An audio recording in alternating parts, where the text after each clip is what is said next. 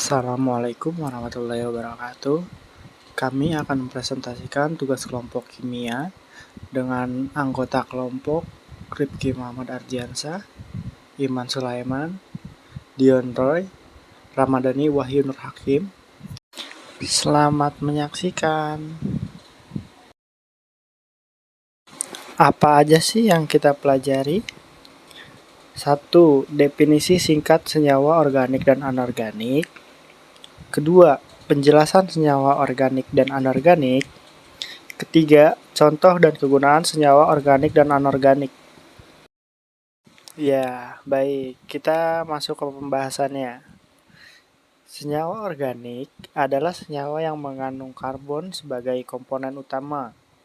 Biasanya berkaitan dengan hidrogen, oksigen, nitrogen, atau elemen lainnya. Senyawa ini sering kali ditemukan dalam makhluk hidup atau hasil dari proses biologis seperti karbohidrat, lipid, protein, dan asam nukleat. Untuk senyawa anorganik, di sisi lain biasanya tidak mengandung karbon, kecuali beberapa pengecualian seperti karbon dioksida dan karbonat.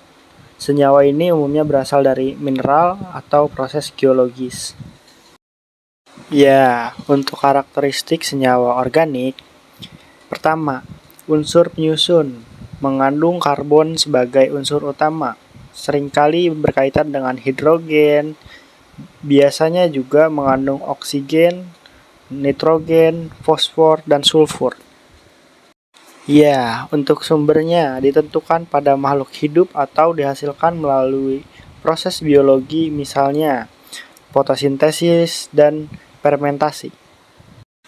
Untuk sifat kimianya, rentan terhadap panas, mudah terbakar karena keberadaan hidrokarbon, memiliki rantai karbon yang kompleks dan berupa rantai panjang atau cincin.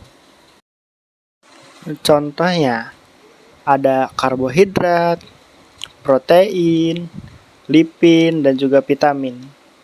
Ya, baik. Kita masuk ke karakteristik senyawa anorganik.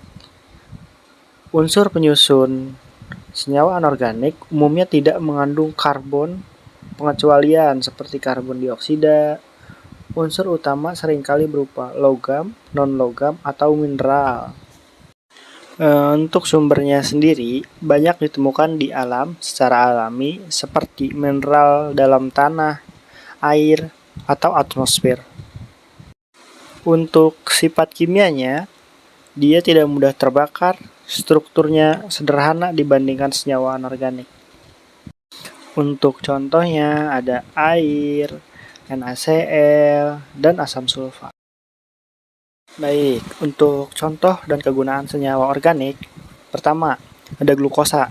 Kegunaannya, sumber energi utama bagi makhluk hidup dapat digunakan oleh sel dalam proses respirasi untuk menghasilkan ATP, adeon trifosfat, molekul energi yang digunakan dalam aktivitas biologis. Yang kedua ada protein. Kegunaan merupakan penyusun utama jaringan tubuh seperti otot, kulit, dan rambut.